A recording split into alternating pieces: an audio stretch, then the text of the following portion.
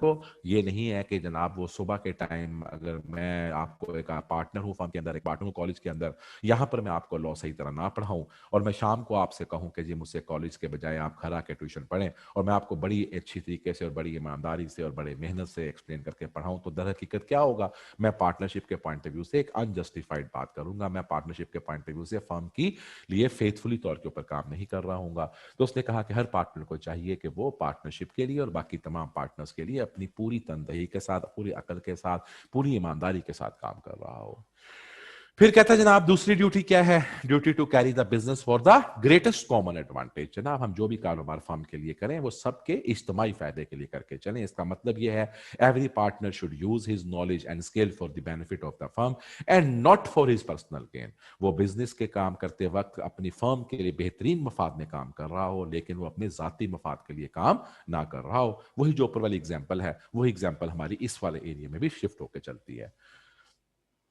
Duty to render the true accounts, उसकी जिम्मेदारी है कि वो पार्टनरशिप के अगर काम कर रहा है तो पार्टनरशिप से रिलेटेड जो भी उसके अकाउंट्स हैं उनको बिल्कुल ट्रूली तौर के ऊपर वो आगे एक्सप्लेन करके चले। हर पार्टनर की जिम्मेदारी है कि वो फर्म के अकाउंट्स, उसके वोचर्स और तमाम एंट्रीज के अंदर कोई गबन ना करके चले, कोई सीक्रेट प्रॉफिट ना कमाए, कोई जाली अपना एक्सपेंस ना डाले, बल्कि बड़ी ईमानदारी के साथ पार्टनरशिप के अकाउंट्स के मुताबिक हर इंफॉर्मेशन जो है वो बड़ी ईमानदारी के साथ कंपनी को प्रोवाइड करके चले। यहाँ पर उसने हमें एक एग्जाम्पल दी हुई है कि हमारे पास आफ्ताब, बादल और चांद वो मिलकर कारोबार कर रहे थे सोलर ट्रेडर्स के नाम से, और उन्होंने मिलकर प्रॉफिट आपस में शेयर करके चलना था। काम आफ्ताब कर रहा है, बाकी लोग जो है वो बिजनेस में काम नहीं कर रहे। तो अब आफ्ताब अगर काम कर रहा है तो उसकी जिम्मेदारी है कि वो बिल्कुल बताए ट्रूली तौर के ऊपर कि उसने कितने में परचेज की थी, उसके डायरेक्ट एक्सपेंसेस क्या थे और उसने कितने में बेचा और हमें क्या नफा हुआ। ऐसा ना हो कि उस नफे में वो अपना चूहा लगा ले या वो परचेजिंग को जाली तौर के ऊपर महंगा शो करके चले या अपने पर्सनल खर्चों को भी वो यहां पर कंपनी के खर्चों में डाले। तो उसको चाहिए कि वो कंपनी के पॉइंट ऑफ व्यू से बिल्कुल जायज तरीके से जो कंपनी के जायज एक्सपेंसेस हैं, जो कंपनी के जायज नफे हैं, वो बिल्कुल कंपनी में रिफ्लेक्ट करके चले। Duty to provide the full information, उसकी जरूरत है कि वो पार्टनरशिप में काम करते वक्त उसको जो भी इंफॉर्मेशन आती है, जो भी उसके सामने कोई चीज ऐसी आके चलती है, उस इंफॉर्मेशन को वो अपने पेट में ना रखे, बल्कि वो तमाम पार्टनर्स तक उस चीज को शेयर करके चले। क्योंकि ये इंफॉर्मेशन उसको कारोबार से आई, उसी कारोबार से आई जो कि वो अपने पार्टनरशिप के बिहाफ पे कर रहा था। ये काम मत करे कि वो इंफॉर्मेशन अगर कंपनी के बेनिफिट में है तो उसको छुपा के रख ले और उससे खुद से पर्सनल गेन या अपना पर्सनल फायदा ले ले, बल्कि वो जो भी ऐसी इंफॉर्मेशन मिलती है जो चूंकि कॉमन एडवांटेज के लिए है, वो तमाम इंफॉर्मेशन कॉमन बिजनेस के लिए है, उसको वो तमाम पार्टनर्स के साथ फुल इंफॉर्मेशन को शेयर करके चले। Duty to indemnify the loss caused by the fraud, और अगर किसी भी पार्टनर ने कंपनी के साथ कोई फ्रॉड किया हुआ होगा और उससे कंपनी को कोई नुकसान पहुंचेगा, फर्म को कोई नुकसान पहुंचेगा, तो ये पार्टनर की जिम्मेदारी है कि वो फर्म का जो वो लॉस है वो पूरा करवा के देगा। ठीक है जी। और हबीब, अरसलान और अदील फर्म में पार्टनर्स थे। हबीब ने कुछ चीजें थर्ड पार्टी को बेची, फ्रॉड के तहत बेची, असलान और अदील को बताए बगैर बेची, इससे फर्म को नुकसान हुआ। तो ये फर्म को जो नुकसान हुआ है ये उस शख्स को पे करना पड़ेगा। Duty to be liable jointly and severally, उनकी लाइबिलिटीज है पार्टनर्स की कि वो तमाम पार्टनर्स थर्ड वर्ल्ड के सामने भी लायबल हैं और आपस में एक दूसरे के लिए भी लायबल है।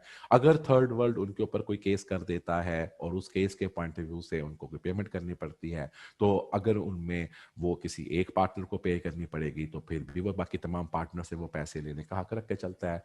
The liability of all partner is not only jointly but several but is also unlimited. Jointly है, इकट्ठी है और तमाम लोगों को मिलकर उस लाइबिलिटी को पे करके चलना है। और अगर किसी एक पार्टनर ने दूसरे के बिहाफ के ऊपर कोई लाइबिलिटी पे कर दी हुई है तो वो लाइबिलिटी वो बाकी पार्टनर से लेने का हक रख के चलता है। हमें ये नहीं कहा जाएगा कि जाओ पहले जाके सारे पार्टनर्स को मनाओ, मैं फिर अपना हिस्सा दूंगा। भाईजान अगर कोई इंडिविजुअल पार्टनर भी मिल गया तो थर्ड पार्टी एक इंडिविजुअल पार्टनर के खिलाफ भी पूरी की पूरी अमाउंट का केस कर सकती है। आगे ये एग्जाम्पल बहुत दफा आएगी। एक कंपनी थी, उस कंपनी ने 20,000 रुपए का इक्विपमेंट जो था उसको कॉस्ट हुई और उसके इंस्टॉलेशन के चार्जेस जो 15,000 रुपए के थे। अब डिस्प्यूट हो गया और डिस्प्यूट के अंदर वो जो 15,000 रुपया था उसके ऊपर उनका फड्डा पड़ गया, हमने 15,000 रुपये नहीं पे किए और जिसको 15,000 रुपया चाहिए, अब वो चाहे तो वो फर्म के एक पार्टनर पे केस कर दे, वो चाहे तो वो फर्म के सारे पार्टनर्स पे केस कर दे। लेकिन याद रखिएगा जब वो पार्टनर अगर किसी एक पर केस हुआ है तो वो बाकी पार्टनर से अपना लॉस रिकवर करने का हक रख के चलता है, और अगर तीनों पार्टनर्स पर केस हो गया तो तीनों पार्टनर्स जो हैं उसको पार्टनरशिप के पॉइंट ऑफ व्यू से उस लॉस को मिलकर बेयर करके चलेंगे। ये पार्टनर की ड्यूटी है कि वो विद इन अथॉरिटी काम करे, उसको हमने जो अथॉरिटी प्रोवाइड की है उस अथॉरिटी के मुताबिक ही काम किया जाए।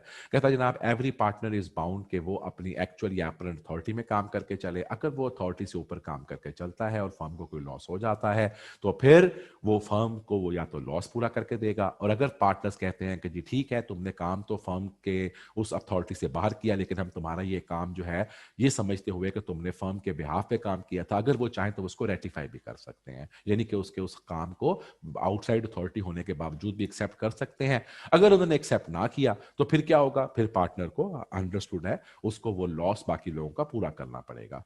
साजिद माजिद और वाजिद फर्म में पार्टनर थे। उन्होंने कहा कि जनाब कोई भी पार्टनर कोई भी चीज नहीं बेचेगा जिसकी मालियत 50,000 से ऊपर होगी।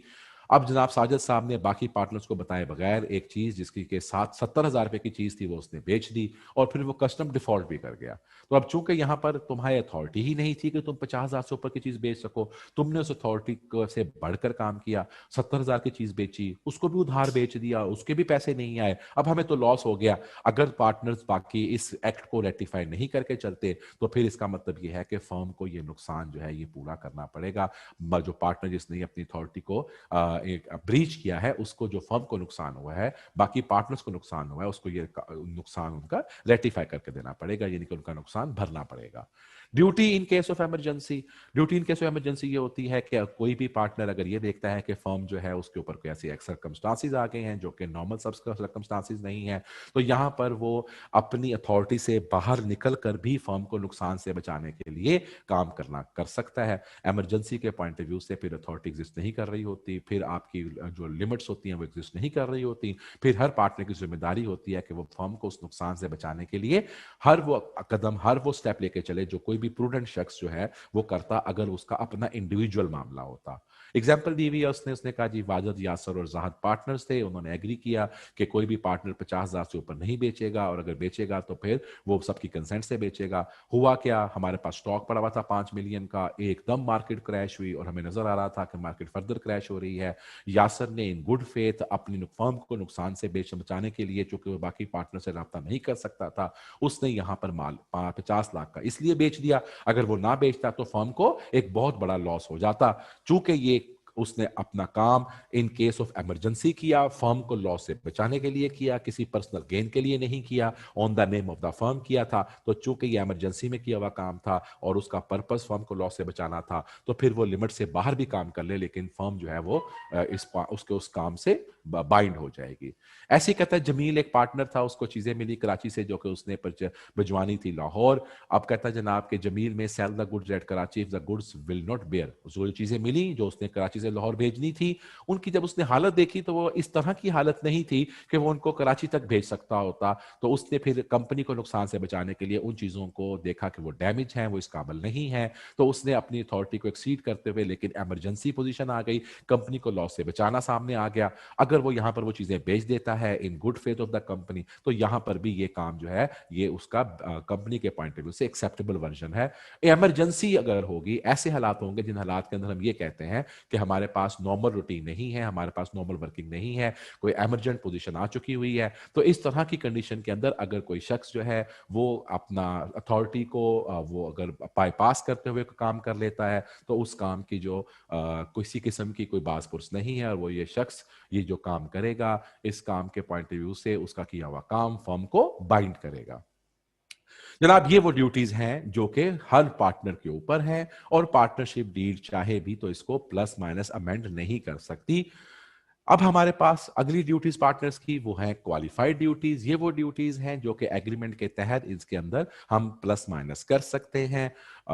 मिसाल के तौर के ऊपर duty to attend diligently the duties. अब यहां पर कहता है हर पार्टनर की जिम्मेदारी है कि वो कारोबार के पॉइंट ऑफ व्यू से उसको अपना बेहतरीन टाइम दे, अपना बेहतरीन वक्त दे और उसके अंदर बेहतरीन तरीके से काम करे। लेकिन अगर हम किसी पार्टनर को ये कह देंगे ठीक है तुम साइलेंट पार्टनर बन जाओ, तुम घर बैठ जाओ, तुम ना सामने आओ, तो इसमें भी कोई मुजायका नहीं है। लेकिन अगर हमने कोई ऐसी बात नहीं की हुई तो फिर हर पार्टनर को कंपनी के जो ड्यूटीज हैं उनको डिलीजेंटली परफॉर्म करना है, कारोबार में अपना एक्टिव रोल परफॉर्म करके चलना है। तो यहां पर उसने कहा कि जनाब ड्यूटी टू अटेंड डिलीजेंटली।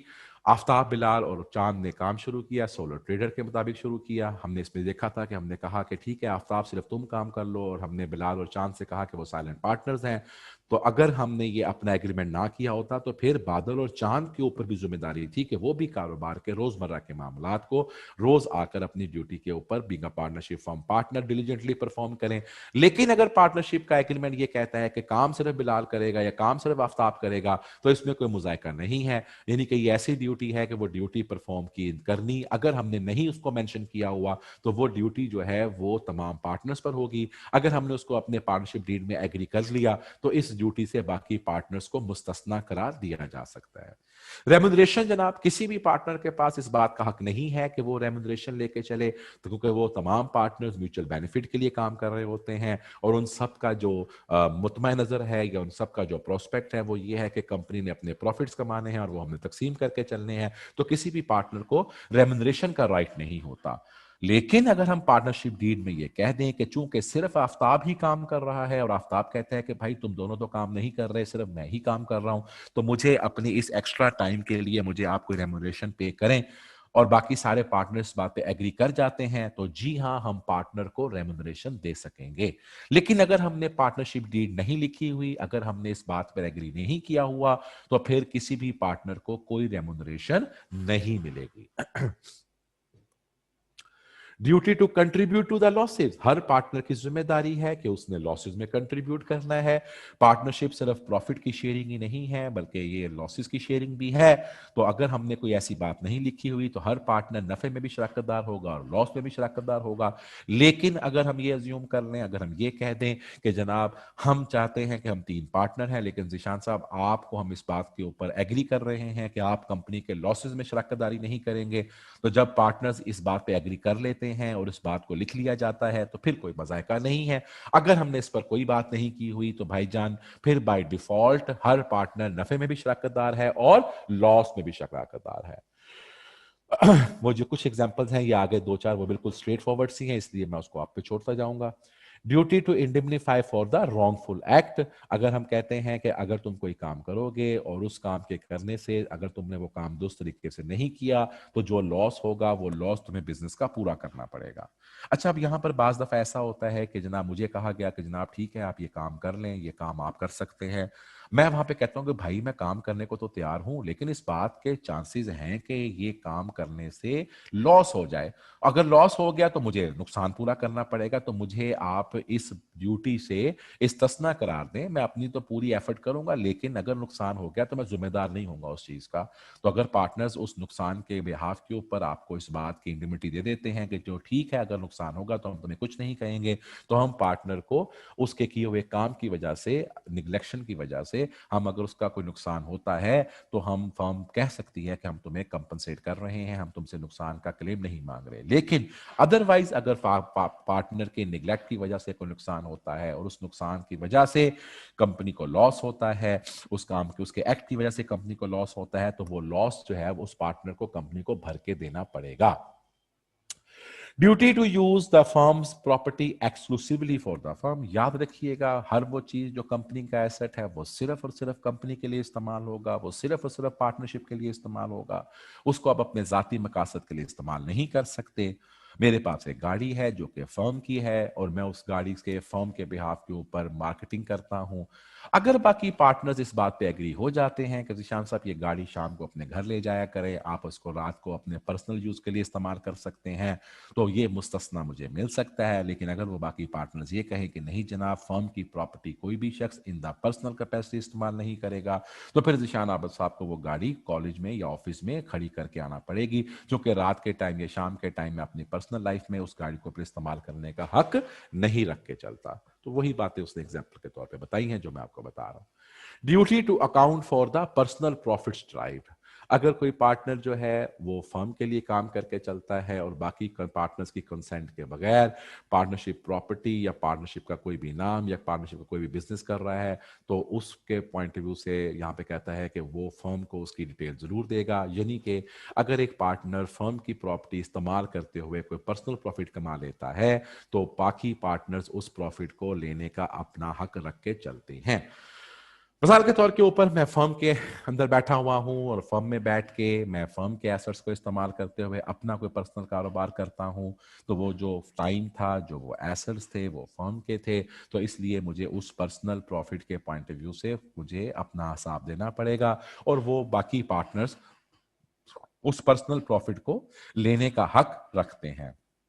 लेकिन यहां पर वो क्या कहता है, यहां पर वो ये कहता है कि अगर हम सपोज करें एक पार्टनर को ये मुस्तस्ना दे देते हैं कि जी ठीक है, आप अपना काम भी करते रहें और एट द सेम टाइम हमारे साथ पार्टनर भी आ जाएं, वो समझते हैं कि उस पार्टनर की इतनी स्किल है कि हम उसको उसकी स्किल के मौजूदगी में हम मैक्सिमम बेनिफिट उठा सकते हैं, और वो उसको अपना पर्सनल काम ऑफिस में बैठ के करने की इजाज़त दे देते हैं, तो फिर कानून को कोई मुज़ायका नहीं है। लेकिन अगर बाकी पार्टनर्स ने उसको अपना पर्सनल काम करने की इजाज़त ना दी, तो वो तमाम दफा जो अपने पर्सनल काम से वो मूव करेगा, जब वो पार्टनर्स की नॉलेज में आएगा तो बाकी पार्टनर्स उस नफे के ऊपर अपना हक रखते हैं। Not to do the competing business, कोई भी पार्टनर जो कारोबार फॉर्म कर रही है वो कंपीटिंग बिजनेस नहीं कर सकता। मैं बार बार ये बात बता रहा हूं, अगर हमने कोई टर्म नहीं लिखी हुई तो जिशान आबिद अपना सेपरेट कॉलेज नहीं खोल सकता। लेकिन अगर बाकी पार्टनर्स कहते हैं कि हमें इस बात पे कोई इतराज नहीं है, आप शाम के टाइम अपना कॉलेज खोल लें, तो with the consent of the partners, अगर मैं कंपीटिंग बिजनेस कर रहा हूं फिर कोई मुजायका नहीं है। लेकिन अगर मैं with the consent of the partner ये काम नहीं कर रहा, तो भाईजान फिर आपका जो भी नफा कंपीटिंग बिजनेस से होगा, वो नफा जो होगा वो आपको पार्टनरशिप को जमा करवाना पड़ेगा। यानी कि हमें एक बात बड़ी क्लैरिटी के साथ यहां बताई जा रही है कि हम किसी भी किस्म का पर्सनल काम, किसी भी किस्म का competing business without the consent of the partners नहीं कर सकते। और अगर हमने without the consent of partners किया, पार्टनरशिप डीड में लिखे बगैर किया, तो वो दर हकीकत नफा या दर हकीकत वो बेनिफिट कंपनी के जो हमने फर्म के एसेट्स को इस्तेमाल करके किया होगा या हमने कंपीटिंग बिजनेस से हासिल किया होगा, तो वो पार्टनर्स उस नफे को अपना हिस्सा मांगने का हक रखते हैं। Duty not to assign the interest, no partner can assign या transfer the interest to other person to make him a partner in business without consent। जनाब, आप अपना शेयर किसी दूसरे को कतन नहीं दे सकते, और शेयर देने से मुराद ये है कि इस तरह शेयर दिया जाए कि वो भी शख्स कंपनी के अंदर पार्टनर बन जाए, जब तक कि बाकी पार्टनर्स इस बात की इजाजत ना दे दें। हाँ, आप चाहें तो उसको सब पार्टनर या सब शेयर पार्टनर बना सकते हैं, लेकिन याद रखिएगा कि वो जो सब पार्टनर होगा उसका कारोबार में कोई हिस्सा नहीं होगा, वो पार्टनर नहीं होगा, वो सिर्फ आपके हिस्से में से कुछ हिस्सा लिया करेगा। इसलिए वो लिखता है सेकंड लाइन के अंदर, ही can however assign his share of profit, his share of asset, but the transferee has no right. उसका फर्म से कोई ताल्लुक नहीं होगा उस ट्रांसफरी का, ना वो फर्म में आएगा, ना वो फर्म के लिए पार्टनर है, ना वो पार्टनर्स के बिहाफ के ऊपर किए हुए कामों में म्यूचुअल एजेंसी रखेगा। वो सिर्फ आपके उस नफे में से या आपके उन एसेट्स में से जो हिस्सा आपको मिलेगा, उसने आपसे आपका वो हिस्सा खरीदा हुआ है। अदरवाइज अगर आप चाहते हैं कि पार्टनर फुल पार्टनर बन जाए, तो उसके लिए जरूरी है कि बेशक मैंने ही अपने शेयर आपको देने हैं, उसके लिए जरूरी है कि बाकी तमाम पार्टनर्स इस बात से एग्री करें। जनाब, ये है वो क्वालिफाइड उनकी ड्यूटीज जो कि कानून के पॉइंट ऑफ व्यू से अगर आप खामोश रहे तो फिर duties of the companies, duties of the partnership act prevail करेंगी, जो क्वालिफाइड ड्यूटीज हैं। लेकिन अगर आप चाहें तमाम पार्टनर्स उस पर एग्री हो जाएं, तो आप इन क्वालिफाइड ड्यूटीज में रिलैक्सेशन दे सकते हैं। लेकिन याद रखिएगा, जनरल ड्यूटीज जो हमने पहले पढ़ी हैं उसके अंदर आप जो मर्जी कर लें, आप चाहे आपस में एग्री भी हो जाए, उसके बावजूद भी वो जनरल ड्यूटीज पार्टनर्स की साकत या वो एडिट नहीं हो सकती। जैसे हमने ड्यूटीज की बात कही, ऐसे ही जनाब पार्टनर्स के राइट्स भी हैं। उनकी सिर्फ ड्यूटीज ही नहीं है, उनके कुछ राइट्स भी हैं। अब नोट करते जाएं कि इनकी अगर हेडिंग्स याद कर लें और इसके अंदर एक दफा जो चीज लिखी हुई है उसको अच्छी तरह तैयार कर लें, तो हम बड़े आराम से ये ड्यूटीज और ये राइट्स जो हैं उनको हम आसानी से लिख सकेंगे।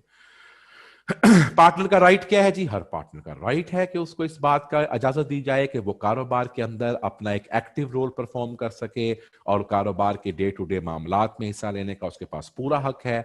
ये हक शेयर होल्डर के पास नहीं होता तावक्त कि वो डायरेक्टर ना बन जाए। लेकिन पार्टनर चाहे ₹2 का हो, पार्टनर चाहे ₹20 का हो, पार्टनर के पास ये राइट है कि वो कारोबार में हिस्सा लेगा। हाँ, अगर वो मान जाए कि ठीक है मैं काम नहीं करता बल्कि तुम लोग काम कर लो, तो ये आपका म्यूचुअल एक दूसरे के साथ एक ट्रस्ट है। अदरवाइज वो राइट रखता है कि वो कारोबार पे आके जरूर बैठेगा। ऐसे ही जनाब हर पार्टनर का राइट है कि बिजनेस का जो भी डिसीजन किया जाए उसके अंदर उसकी कंसल्टेशन, उसका मशवरा भी लिया जाए। Every partner has the right to be consulted for and before any matter decided, और जब कभी डिफरेंस हो जाए तो फिर मेजोरिटी से इन गुड फेथ उसका फैसला लिया जाए। फैसला उसका या उसकी ओपिनियन माननी या ना माननी ये एक बात की बात है, लेकिन उसको भी ओपिनियन का हिस्सा, उसकी भी ओपिनियन या उसका भी जो इनपुट है वो सुनना जरूरी है। हाँ, जो डिसीजन होगा, जो मैटर होगा, अगर कभी डिफरेंस ऑफ ओपिनियन आती है तो मैटर जो है वो बाय मेजॉरिटी ही डिसाइड होता है। लेकिन अगर हम कहें कि हम 4 लोग हैं और उनमें से 3 लोगों की ओपिनियन जो है वो एक थी, हम चौथे बंदे को हम ओपिनियन के लिए भी ना बुलाएं, हम कहें चूंकि हमारे पास मेजॉरिटी है तुम्हारी ओपिनियन की भी जरूरत नहीं है, ये अनलॉफुल काम है। चौथे को भी बुलाएं, उससे भी उसकी ओपिनियन पूछें, बेशक उसकी ओपिनियन मुखालिफ हो उसको भी रिकॉर्ड करें और फिर उसको बताएं कि बना हमने आपकी ओपिनियन सुन ली, लेकिन चूंकि 3 बंदे कह रहे हैं ये काम ऐसे करना है, आप कहते हैं ऐसा नहीं करना, मेजॉरिटी रूल्स तो हम ये काम करने जा रहे हैं, इसमें कोई मुजायका नहीं है। लेकिन आप पार्टनर की बात को सुने ही ना, उसको कंसल्ट ही ना करें, उसकी नॉलेज में ही ना लेकर आए, ये ज्यादती है, ये इस बात की आपको इजाजत नहीं है। हर पार्टनर के पास राइट है कि वो जो कंपनी की बुक्स ऑफ अकाउंट्स हैं उनको वो देख सकता है, उनको कॉपी कर सकता है, तमाम ट्रांजैक्शंस को उसके पास देखने का और उसको मूव करने का राइट है। हर पार्टनर चाहे वो एक्टिव पार्ट कर रहा है चाहे वो एक्टिव पार्ट नहीं कर रहा, उसके पास इस बात का राइट है। पिछली एग्जाम्पल में वहां पर बेशक आफ्ताब काम कर रहा था, लेकिन बिलाल और चांद बेशक वो स्लीपिंग पार्टनर थे, वो साइलेंट पार्टनर थे, उसके बावजूद उनके पास राइट है कि वो कंपनी की जो बुक्स ऑफ अकाउंट्स हैं, जो कंपनी की बुक्स ऑफ फर्म्स हैं, उनको वो देखने का हक रखते हैं, उससे हम उनको मना नहीं कर सकते। हर पार्टनर के पास राइट है कि ये बड़ी अहम बात है, बहुत सारे केसेस हमारे पास ऐसे आते हैं, हर पार्टनर के पास राइट है कि जो कंपनी का नफा हो वो इक्वली तकसीम किया जाए।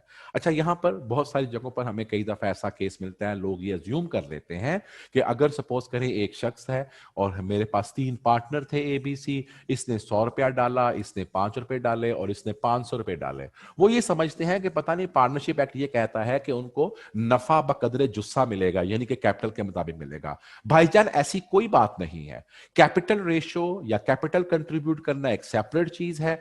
अगर आपने ये बात नहीं डिसाइड की हुई, अगर आपने ये बात नहीं लिखी हुई, तो याद रखिएगा जो मैंने अभी आपके साथ पार्टनरशिप बताई जिसमें लोगों ने कैपिटल 100 रुपया, 5 रुपए और 500 रुपए बताए, अगर आपने प्रॉफिट की शेयरिंग पे कोई बात नहीं लिखी हुई तो फिर कानून क्या कहता है सेक्शन 13 में कि जो भी नफा होगा वो इन तीनों में 1/3, 1/3, 1/3 तकसीम होगा। हां, अगर इस बात से ये एग्री कर जाएं या ये बात शिक लिख दें कि हम नफा जो है उस नफे को हम आपस में तकसीम करेंगे with respect to our capital ratio, तो फिर कोई मुजायका नहीं है। अगर इसके ऊपर पार्टनरशिप में कोई ऐसी बात नहीं लिखी हुई तो फिर पार्टनरशिप का नफा कैपिटल की रेशो से तकसीम नहीं हुआ करता, बल्कि पार्टनर्स का चाहे कम कैपिटल हो चाहे ज्यादा कैपिटल हो, हर पार्टनर प्रॉफिट के अंदर इक्वल हिस्सा रखता है, तावक्ते कि वो एग्री ना कर ले।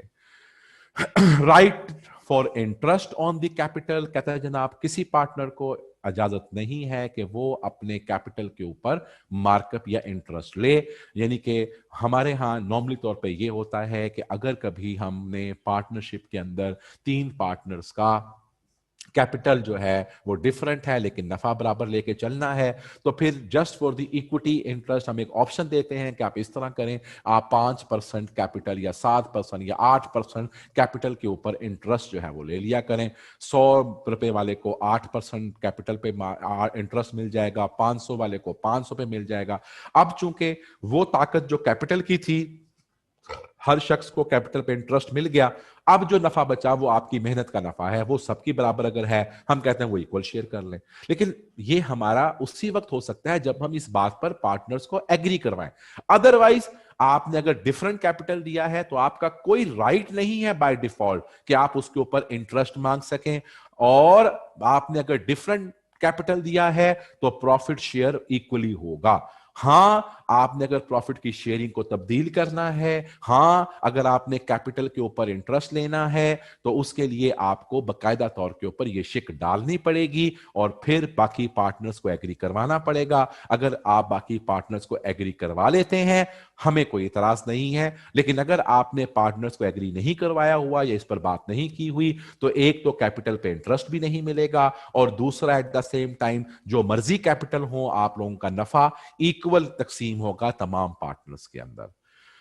Right for the interest on the advances, अगर कोई शख्स कंपनी को कैपिटल नहीं दे रहा, सरमाया नहीं दे रहा, बल्कि वो कंपनी को लोन दे रहा है, तो उस लोन के ऊपर उसका बाय डिफॉल्ट राइट है कि उसको 6% का मार्कअप मिलेगा। बाय डिफॉल्ट मार्कअप, ये कैपिटल नहीं है, ये कंपनी को मैंने सरमाया या पैसा एज अ लोन दिया है, तमाम पार्टनर्स को पता है कि ये सरमाया नहीं है बल्कि ये लोन है, तो फिर बाय डिफॉल्ट 6% का मार्कअप मिलेगा। हां, वो with the consent of the partners ये 6% को बढ़ा के 16 भी कर सकता है, with the consent of the partner वो 6 को कम करके 2 भी कर सकता है और 0 भी कर सकता है।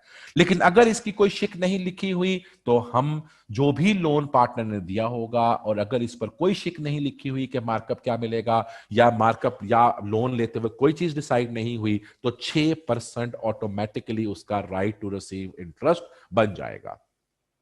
हर पार्टनर का राइट है कि अगर वो कंपनी का काम करते वक्त उसको कोई नुकसान होता है या कंपनी के बिहाफ पर इमरजेंसी सिचुएशन के पॉइंट ऑफ व्यू से उसको अपना सरमाया या अपना कोई काम करना पड़ता है, तो फिर उसका वो लॉस जो है वो कंपनसेट किया जाए। Every partner has the right to claim the indemnity for the firm in respect of the payments made. अगर उसने कोई पेमेंट्स की हैं कंपनी पे बिहाफ के ऊपर, उसने कोई लाइबिलिटीज इनकर की हैं जो या तो कंपनी के नॉर्मल हालात में कर रहा था या इमरजेंसी में कंपनी को लॉस से बचाने के लिए कर रहा था, तो उसका हक है कि वो उसके लॉसेस या वो उसके एक्सपेंसेस या वो उसकी लायबिलिटीज फर्म जो है वो उसको कंपनसेट करके दे। रिटायर जनाब, हर पार्टनर के पास राइट है कि वो with the consent of all the partners या in accordance with an express agreement between the partners, या अगर हमारे पास पार्टनरशिप में पार्टनरशिप एट विल है तो हर पार्टनर का राइट है, वो चूंकि पार्टनरशिप एट विल थी, कि वो नोटिस दे तमाम पार्टनर्स को, वो रिटायर हो सकता है। या अगर हमने ये लिखा हुआ था कि तमाम पार्टनर्स की कंसेंट से रिटायर होना है, तो फिर वो पार्टनर्स की कंसेंट से हो। जाहिर सी बात मैंने आपको बताया था, जिसमें हमने कोई शर्त लगा दी हो रिटायरमेंट के लिए, वो पार्टनरशिप एट विल नहीं होती। चाहे अगर वो शर्त लिखी हुई है तो with the consent of all partners, या जो भी हमने वो शर्त लिखी हुई है उसके मुताबिक अगर वो मैं अपनी तमाम चीजें पूरी कर देता हूं तो मैं रिटायर होने का हक रखता हूं। और अगर किसी किस्म की कोई शराइत नहीं थी और वो पार्टनरशिप एट विल थी, फिर तो मुझे सिंपल एक नोटिस देना है और मैं उस नोटिस के साथ रिटायर हो सकता हूं। आजम बाबर यासर जाहद पार्टनर्स थे और हमने ये पार्टनरशिप डीड में लिखा था जिस शख्स की उम्र 65 साल हो जाएगी वो रिटायर हो सकता है। जब उसकी उम्र 65 साल हो गई, चूंकि तमाम पार्टनर्स के दरमियान टर्म एक्सप्रेस है, तो अब वो रिटायर होने का हक रखता है। अब उसका ये राइट है और उसको इस राइट से कोई नहीं रोक सकता। Right of outgoing partner to share in the subsequent profit, ये बड़ी अहम क्लॉज है। हर पार्टनर के पास ये राइट है कि अगर उसकी वो वफात पा जाता है या उसकी रिटायरमेंट आ जाती है या वो किसी भी वजह से फर्म से छोड़ जाएगा, तो जो बाकी पार्टनर्स हैं वो कंपनी की प्रॉपर्टी के साथ अगर कारोबार कर रहे हैं विदाउट एनी सेटलमेंट, उसको उसके पैसे दिए बगैर, तो फिर उसका क्या राइट है? उसका राइट ये है कि फिर उसके पार्टनर के जो बाद में उसके डिसीज पार्टनर के लीगल रिप्रेजेंटेटिव हैं, या अगर वो पार्ट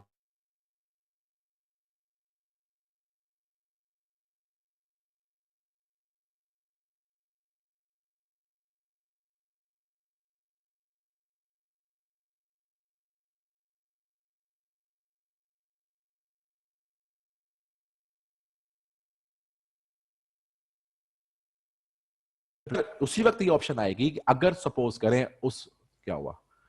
अरीज फातिमा, मेरी आवाज नहीं आ रही? पूछिएगा, कोई अरीज को मसला आ रहा है? नहीं सर, कट रही है आवाज आपकी।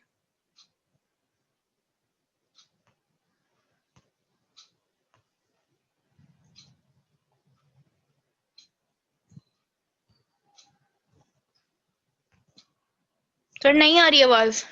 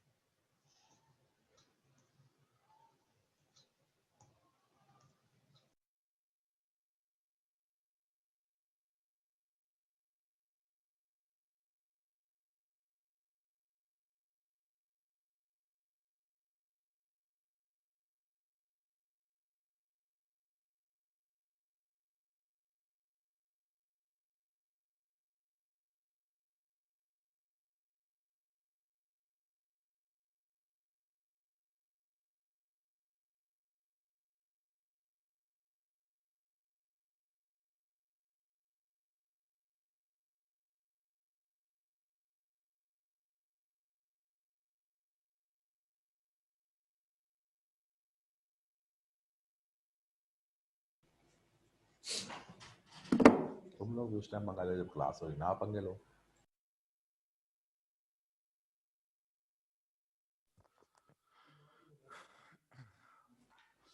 We are back.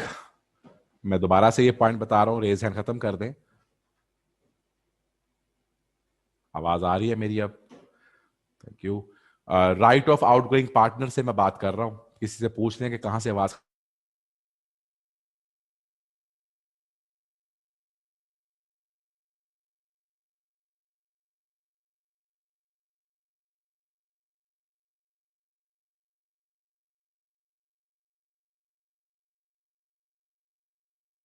कर। मोहम्मद वहाब, किसी को अनम्यूट कर दो भाई।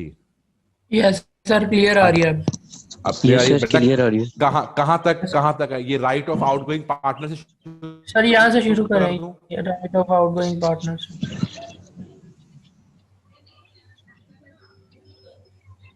चले, ओके जी, ठीक है जी, म्यूट कर दे सबको। थैंक यू बेटा,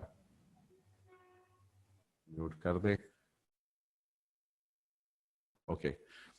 हाफिज साहब, हाफिज साहब किसी का भी रेज हैंड है? अरसलान, क्या मसला है बेटा, इनसे पूछो प्रॉब्लम। अरसलान अनवर से पूछो क्या प्रॉब्लम है। अरसलान अनवर, क्या प्रॉब्लम है बेटा? आपका अरे रेज आवाज हैंड है। थोड़ी कट के आ रही थी। अब आ रही है? अब सही है सर। तो फिर नीचे कर लो अपना हाथ। राइट ऑफ आउटगोइंग पार्टनर की बात ये कर रहा हूं कि जिस वक्त कोई पार्टनर जो है वो फर्म से रिटायर हो रहा होता है, या जिस वक्त एक पार्टनर जो है उसकी डेथ हो जाती है, तो इस कंडीशन के अंदर लॉ ये कहता है कि आउटगोइंग पार्टनर के केस में या उसकी डेथ के केस में उसके लीगल रिप्रेजेंटेटिव उसको अभी पैसे दे। उसका जो शेयर है, जो आउटगोइंग पार्टनर के या डेथ के केस में जिस शख्स की डेथ हो गई, उस पार्टनर का जो अभी शेयर है उसको वो शेयर प्रोवाइड करें। अगर आप उसको अभी उसका शेयर नहीं दे सकते, उस आउटगोइंग पार्टनर या रिप्रेजेंटेटिव के पास दो दो ऑप्शंस हैं, और वो ऑप्शन खुद से चूज करेगा। एक, उसको जो नफे में हिस्सा है, जब तक आप उसको उसके पैसे नहीं देते, वो या तो कहे कि मुझे उसी प्रपोर्शनेट में मेरा हिस्सा मिलता रहे, और अगर वो ये समझता है कि यार ये कल लॉस भी कर सकते हैं, अब चूंकि मैं मौजूद नहीं हूं, तो वो ये कह सकता है कि मेरे हिस्से को लोन तक बना लो, मेरे हिस्से को लोन बना लो, और मुझे 6% का मार्कअप उसके ऊपर देते रहो। जब तक आप उसका हिस्सा उसको नहीं देंगे, इन दोनों में से कोई भी एक राइट जो पार्टनर जो आउटगोइंग है या उसके लीगल रिप्रेजेंटेटिव हैं, इनमें से कोई भी एक राइट जो है वो एक्सरसाइज कर सकते हैं। मैं ये बात फिर रिपीट कर रहा हूं, ये अहम आर्टिकल है, अहम पॉइंट है।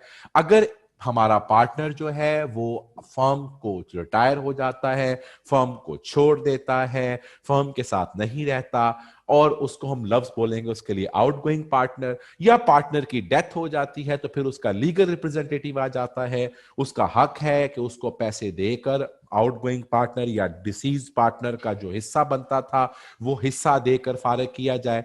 लेकिन बाज दफा फर्म के लिए ये पॉसिबल नहीं होता कि वो एकदम अपने कारोबार में से एक डिसीज पार्टनर या एक रिटायर पार्टनर का हिस्सा फौरन दें। शायद उनको 2 साल का टाइम चाहिए हो, कुछ प्रॉपर्टीज को सेल करना पड़े, कुछ एसेट्स को डिस्पोज ऑफ करना पड़े। इस कंडीशन के अंदर फिर उस आउटगोइंग पार्टनर के पास राइट है या उसके लीगल रिप्रेजेंटेटिव के पास राइट है कि या तो जो हिस्सा पहले मिल रहा था, जो उसको नफे में हिस्सा मिल रहा था, वही कंटिन्यू करते रहे जब तक कि मेरे पैसे लौटा नहीं देते, और दूसरा उसके पास राइट है कि वो अगर कहे कि जनाब मेरे हिस्से को अब आप प्रॉफिट से एक तरफ कर दें, बल्कि मेरे हिस्से को लोन अपनी किताबों में मान लें, तो फिर उस लोन के ऊपर आपको अब 6% का मार्कअप देना पड़ेगा। Right after the reconstitution of firm, जहां पर कोई चेंज होती है और उसकी वजह से फर्म का कॉन्स्टिट्यूशन जो है, या firm constitute for a fix term to carry the business, उसकी फर्म की जो एक्सपायरी टर्म थी वो आ जाती है, तो mutual rights and duties of partner in the reconstituted firm remain the same as may be possible.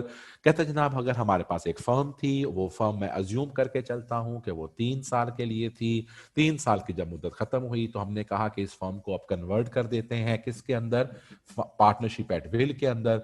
तो अगर तो कोई टर्म इन कॉन्ट्रेरी नहीं है, है तो जो पहले rights, liabilities, sharing of profit और चीजें इस पार्टनरशिप में थी, जब वो रिकंस्टिट्यूट होके उसने अपने आप को आगे कंटिन्यू किया तो वही सेम यहां पर भी चलेंगी। हाँ, अगर वो तब्दील करना चाहें तो वो कर सकते हैं, अगर वो तब्दील नहीं करते और खामोश रहते हैं तो वो तमाम राइट्स एंड पार्टनर, वो तमाम राइट्स एंड लायबिलिटीज जो पुरानी फर्म के अंदर थी, अब रिकंस्टिट्यूशन के बाद भी नई फर्म के अंदर भी वही राइट्स एंड लायबिलिटीज कंटिन्यू करती रहेंगी। सो जनाब, ये हैं पार्टनर्स के राइट्स। ये क्या है? पार्टनर के rights.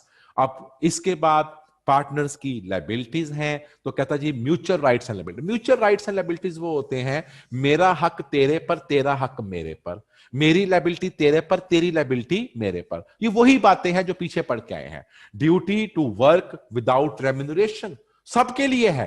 Right to share the share and losses equally, no interest on capital, ऐसे ही interest on the advance, right for indemnity और duty to indemnify for wilful. ये म्यूचुअल राइट और म्यूचुअल लायबिलिटीज हैं। ये अगर वो आपसे कहता है इनके म्यूचुअल राइट्स क्या हैं, यानी कि सबके राइट एक दूसरे के ऊपर और सबकी लायबिलिटी एक दूसरे के ऊपर, तो ये हमारे म्यूचुअल राइट्स और म्यूचुअल लायबिलिटीज हैं। हां, हम किसी भी कॉन्ट्रैक्ट के तहत इन म्यूचुअल राइट्स और लायबिलिटीज को अमेंड कर सकते हैं, लेकिन टेक्निकली स्पीकिंग ये वो म्यूचुअल राइट्स और लायबिलिटीज हैं जो कि हमारे एक दूसरे के ऊपर हैं। सो बेसिकली ये उसी के मुताबिक बस उसने लिख दिया। हमने यहां पर राइट्स ऑफ द पार्टनर्स को सेपरेट पढ़ा, ड्यूटीज को हमने दो हिस्सों में पढ़ा, क्वालिफाइड और नॉन क्वालिफाइड। इनको एक सेपरेट आर्टिकल सेक्शन 13 कहता है कि ये इनके म्यूचुअल राइट्स और म्यूचुअल लायबिलिटीज हैं। तो बस इसकी हेडिंग याद रखिएगा। अगर वो म्यूचुअल राइट्स और लायबिलिटीज कहें तो आपने ये सारे राइट्स और ये लायबिलिटीज जो हैं, जो मैंने यहां पे मूव किया, पुराने आर्टिकल जो पीछे पड़े हैं उन्हीं से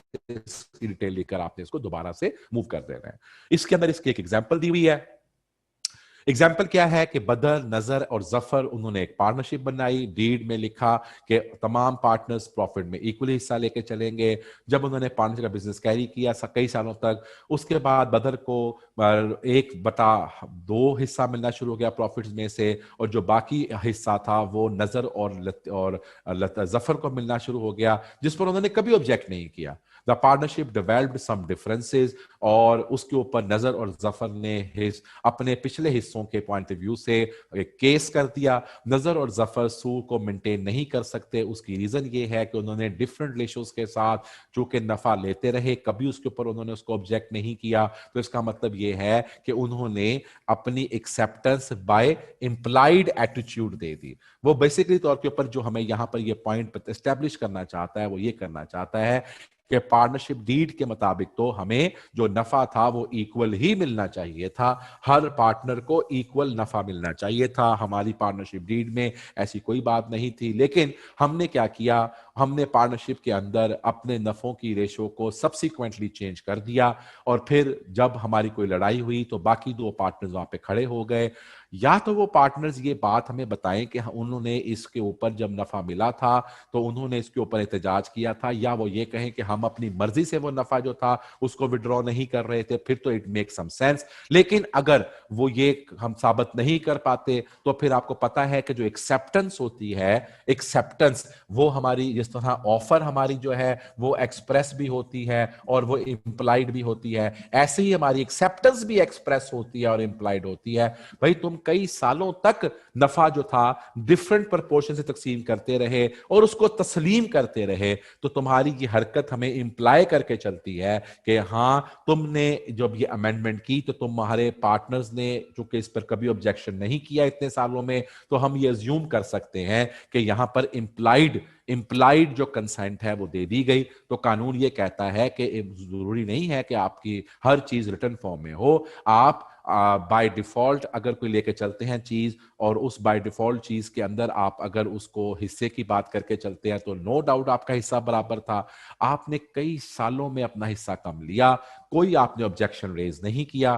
तो अब जो जफर है वो यही तो क्लेम कर रहा है कि इनका हिस्सा मुझसे एग्री हो चुका हुआ था कि मैं आधा लूंगा और बाकी आधा ये दोनों तकसीम करेंगे। इतने सालों तक ये इस तरह ही पैसे लेते रहे, अब ये सिर्फ फड्डा डालने के लिए बात कर रहे हैं। हमारी ये बात बाय इंप्लाइड एटीट्यूड तस्लीम हो चुकी हुई थी। लेकिन मैं एक बात बता दूं, इस तरह के केसेस को मैं इसकी ओपिनियन से मेरा डिफर है। मैं सिर्फ जब कोर्ट ऑफ लॉ में जाता हूं तो इस तरह की चीजों के ऊपर मैं ये समझ समझता हूं कि इस बात को स्टैब्लिश करवाना, अगर पीछे हमारे पास कोई डॉक्यूमेंट एग्जिस्ट करता है, बहुत मुश्किल काम होता है। हाँ, हम ये स्टैब्लिश करवाने में अगर कामयाब हो जाते हैं, जिसके अंदर हम कहते हैं कि हमने 5 सालों की अकाउंट बनाए, उन अकाउंट्स के अंदर हमने लिखा 1/2 हिस्सा जिशान का, और जो बाकी हिस्सा था 1/4 वो कयूम का और जफर का, तो फिर हम कह सकते हैं कि सर ये हर दफा इनको हिस्सा निकाल के दिया है, हर दफा ये हिस्सा इनको दिखाया है, जो इस बात की गमाजी करता है कि इनका एक्सेप्टेंस थी। लेकिन अगर हम कोई सपोज करें हमारे पास कोई रिटर्न एविडेंस नहीं निकलता, तो फिर हमारे लिए ये बात कोर्ट को मनवाना कि जनाब इन्होंने हिस्सा नहीं लिया था, इनको पता था कि इनका हिस्सा कम है, मुश्किल हो जाता है। लेकिन यस, अगर हम ये मनाने में कामयाब हो जाते हैं, कोर्ट को सेटिस्फाई कर सकते हैं, तो यस, एक्सेप्टेंस, इंप्लाइड एक्सेप्टेंस भी होती है, लेकिन इसको साबित करना इतना आसान काम नहीं होता। आज की आखिरी बात, हमारी पार्टनरशिप की प्रॉपर्टी की बात करूंगा। आज की आखिरी बात, और पार्टनरशिप की प्रॉपर्टी की बात तो लंबी हो रही है, तो फिर मेरा नहीं ख्याल कि हम यहाँ पे इसको कंप्लीट कर सकें केसेस के पॉइंट ऑफ व्यू से। बट एनीहाउ, पार्टनरशिप की प्रॉपर्टी किसे कहते हैं, मैं इतनी बात जरूर कर देता हूं। प्रॉपर्टी से मुराद यह है कि जो फर्म के तमाम जो एसेट्स हैं उनको हम पार्टनरशिप प्रॉपर्टी कहते हैं। यानी कि फिर पार्टनरशिप प्रॉपर्टी में क्या क्या शामिल हुआ, वो तमाम चीजें जो कि हमने all property brought for the stock of the firm, firm के तमाम राइट्स, तमाम इंटरेस्ट जो फर्म के लिए थे, वो तमाम प्रॉपर्टी, वो तमाम एसेट्स जो फर्म ने एक्वायर किए थे, वो तमाम एसेट्स, ये तो बड़ी सिंपल सिंपल सी बातें हैं। लेकिन याद रखिएगा, ये सबसे अहम बात है जो निकालना चाहता है कि गुडविल ऑफ द फर्म भी फर्म की ही प्रॉपर्टी होती है। गुडविल, कंपनी की नेक नामी, कंपनी का ब्रांड नेम, ये भी फर्म की, बिजनेस की ही प्रॉपर्टी होती है।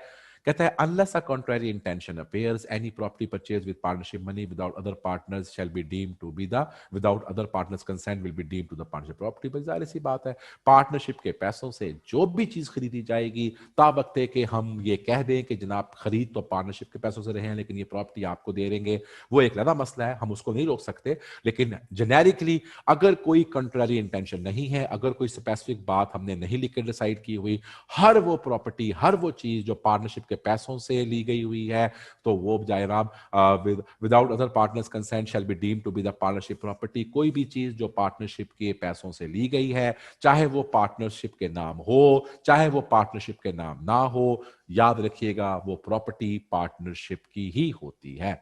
और गुडविल ऐसी प्रॉपर्टी है जो कि इंटेंजिबल एसेट है, ये भी पार्टनरशिप की ही प्रॉपर्टी करार दी जाती है। हमें कुछ एग्जांपल्स दी हुई है उसने गुडविल से नीचे। आजम, बाबर और करीम के ना साथ उन्होंने बिजनेस किया, उन्होंने एक प्रॉपर्टी खरीदी जो कि किसी फिक्टिशियस बंदे के नाम थी। भाई पार्टनरशिप के पैसों से प्रॉपर्टी खरीदी है ना, तो किसी के नाम भी हो फर्क नहीं पड़ता, वो प्रॉपर्टी पार्टनरशिप की प्रॉपर्टी है। नुमान और उस्मान पार्टनर्स थे, उन्होंने कुछ शेयर्स परचेज किए स्टॉक एक्सचेंज के ऊपर अपने नामों पर, लेकिन पैसा किसका था, फर्म का था। सब्सिक्वेंटली उनकी वैल्यू बढ़ गई, शेयर्स की अमाउंट बढ़ गई। नुमान ने कहा चूंकि शेयर मेरे नाम है, मैं इसका मालिक हूं। भाईजान ऐसी कोई स्टोरी नहीं है, चूंकि वो शेयर्स पार्टनरशिप के पैसों से खरीदे गए थे, इसलिए पार्टनरशिप की प्रॉपर्टी कहलाएगी।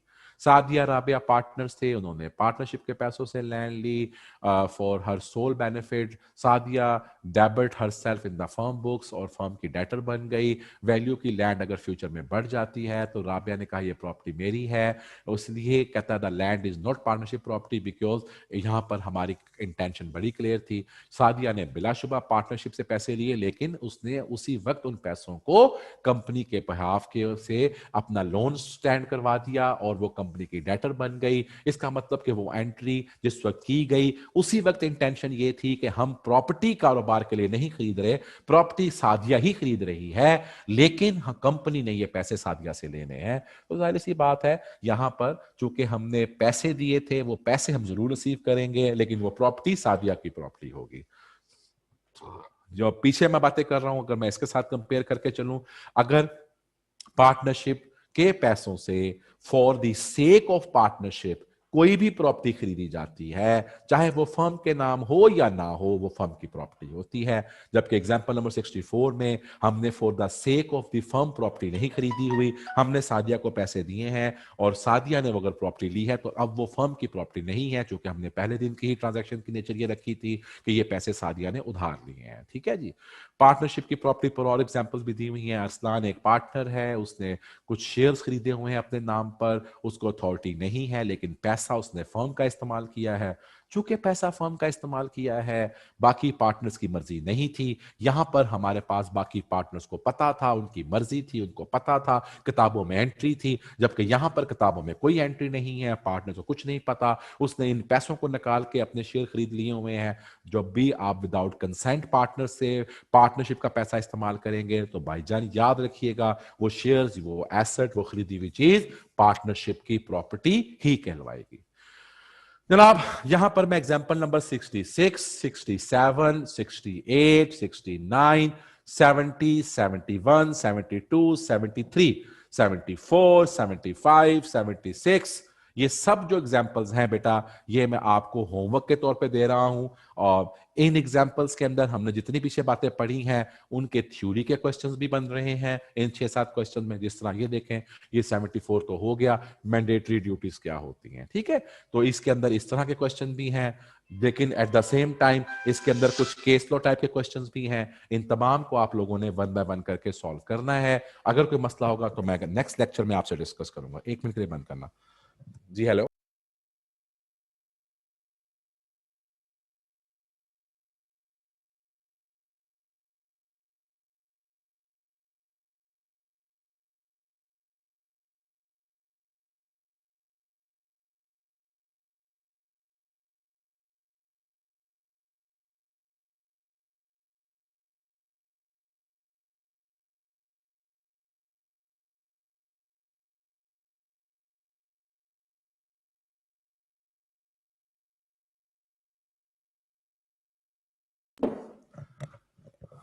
तो जनाब यहाँ पर मैं आज की अपनी डिस्कशन कंक्लूड कर रहा हूँ। आपने ये क्वेश्चंस जो हैं अप टिल यहाँ तक करके लेके आने हैं, जो जिसमें से 74 थ्योरी का क्वेश्चन है, मैं बात कर रहा था।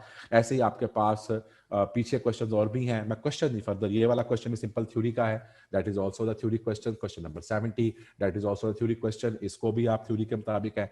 बाकी ये क्या हुआ, बाकी जो केस लॉज हैं, मुझसे स्क्रीन ब्लैक हो गई यार। बाकी केस लॉ जो है वो आप लेके चलेंगे और मैं कल आपके साथ इसके ऊपर पूछूंगा अगर आपको क्वेश्चन है। आतिफ नईम का क्वेश्चन ले रहा हूँ, फिर हम क्लास कंक्लूड कर देंगे। जी आतिफ। सर मेरे कल के लेक्चर के हवाले से है, कल मैं नए इंटरनेट का मसला था सर, मैं इस इंटरनेट का मसला था कि यूं भाई से रब्ता किया था, वो बात नहीं हो पाई थी उनसे। बेटा मैं कई दफ़ा ये बात कर चुका हूँ कि जब भी आपको किसी लेक्चर के पॉइंट ऑफ से कोई प्रॉब्लम होती है, वो मेरे एरिया में नहीं आता। क्यों साहब हर वक्त अवेलेबल है यार, ऐसी बात ना करके चलें। अभी भी अवेलेबल है, कॉलेज में भी अवेलेबल है। आपको मैसेज आपने किया, आप उनको फोन कर लें। बेटा ये बात मेरे प्लेटफॉर्म पे ना लेके आए, हम इस बात को इस प्लेटफॉर्म पे डिस्कस नहीं करेंगे। आपका जाती मसला है, क्यूमसा से बात करें, वो आपको उसका हल बताएंगे, या कॉलेज आके उतना पोर्शन देख लीजिएगा, उसको चेक कर लीजिएगा। ठीक है ना? या वो ठीक है सर, ठीक है। फरजान खान जी, फरजान खान का क्या प्रॉब्लम है जी, पूछिएगा। अस्सलाम वालेकुम सर। वालेकुम अस्सलाम सर मैंने पूछना था कि अगर पार्टनरशिप एग्रीमेंट में हम रिटायरमेंट की एज स्पेसिफाई ना करें तो कोई एज पार्टनर, कोई एज नहीं होती बाय डिफॉल्ट, कोई एज नहीं है। किसी भी टाइम रिटायर हो सकता है। जब अगर वो पार्टनरशिप एट विल है, फिर उसको रिटायर होने की जरूरत नहीं है। सही। अच्छा सर, एक और सवाल था कि अगर मैं अपने साथ एक पार्टनर ले आता हूँ जो सब पार्टनर हो, उसके लिए मुझे किसी कंसेंट की जरूरत नहीं है, और अगर उसकी वजह से कोई नुकसान हो जाता है, सब पार्टनर कुछ कर ही नहीं सकता, पार्टनर कुछ कर ही नहीं सकता। मैंने सब पार्टनर के ऊपर कल क्वेश्चन पूछा था, मैंने कहा था ये आपकी दूसरी बीवी है जो छुपी हुई है। सही। तो फिर कहां से नुकसान करा लिया आपने उसका भाई? ओके सर, फिर सही है सर। हमारा लास्ट क्वेश्चन फॉर टुडे, हमारा लास्ट क्वेश्चन फॉर टुडे। हाँ बोलो। सर ये जो हमने नॉमिनल पार्टनर में भी पढ़ा और एक दो जगह और भी, आउटसाइडर, सिर्फ आउटसाइडर के लिए डेप्स के लिए लाइबल है सर, इसके अंडर लॉ क्या है? क्या उनकी लाइबिलिटी लॉ अगर डिसॉल्व हो जाती है पार्टनरशिप, और उनकी लाइबिलिटी लिमिटेड ही रहेगी अंडर लॉ? उनकी पार्टनर की लायबिलिटी हर सूरत में हमेशा अनलिमिटेड ही रहेगी। पार्टनर की लायबिलिटी हर सूरत में हमेशा अनलिमिटेड ही रहेगी। ओके सर फिर वो अनलिमिटेड ही हुआ, फिर वो डेप्स आउटसाइडर के लिए फिर वो क्या समझ, ये बात नहीं समझ आ रही कि लॉ का और आउटसाइडर के लिए एक ही बात है।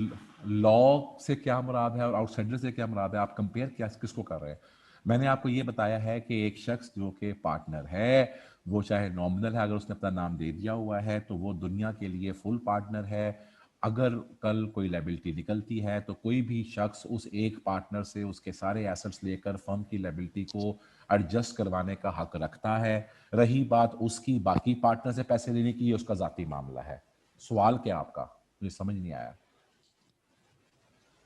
सर मेरा यही क्वेश्चन था कि उसकी लायबिलिटी लिमिटेड होगी कि अनलिमिटेड? किसने कहा लिमिटेड होगी? मैं तो आपको बेटा बार बार कही जा रहा हूं, दुनिया के लिए कोई भी ऐसी पार्टनरशिप नहीं है जिसमें पार्टनर की लायबिलिटी लिमिटेड हो।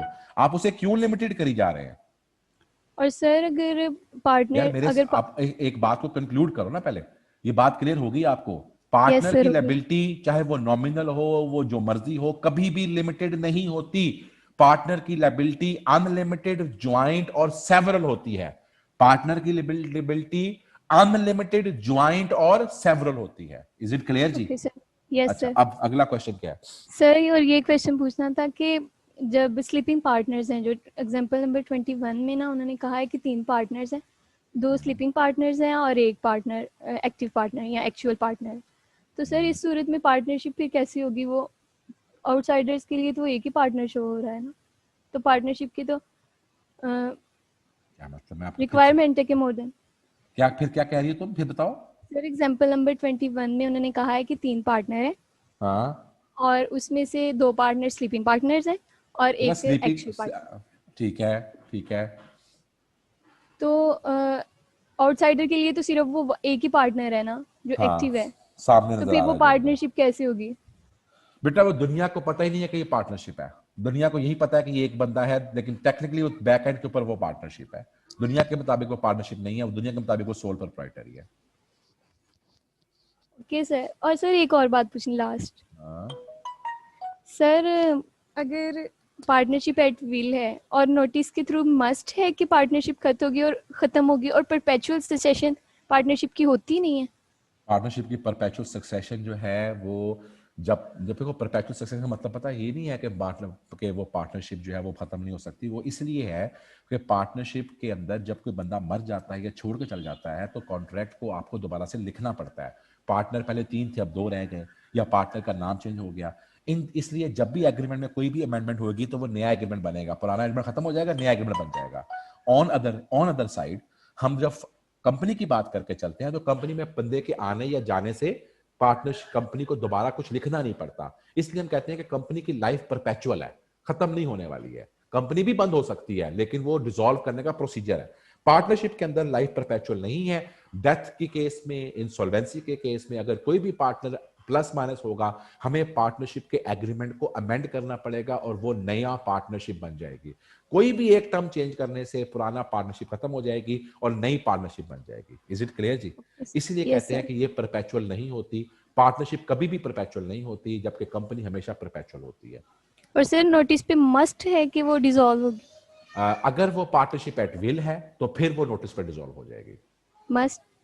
मस्ट बेटा, जब मैं पार्टनरशिप में पार्टनर रहना नहीं चाहता तो मुझे कोई बांध थोड़ी सकता है। मैंने नोटिस दे दिया, मैंने नहीं पार्टनर रहना, गल हो गई, खत्म हो गई। लेकिन मैंने कब कहा? पार्टनरशिप एट विल, सिर्फ उसके अंदर।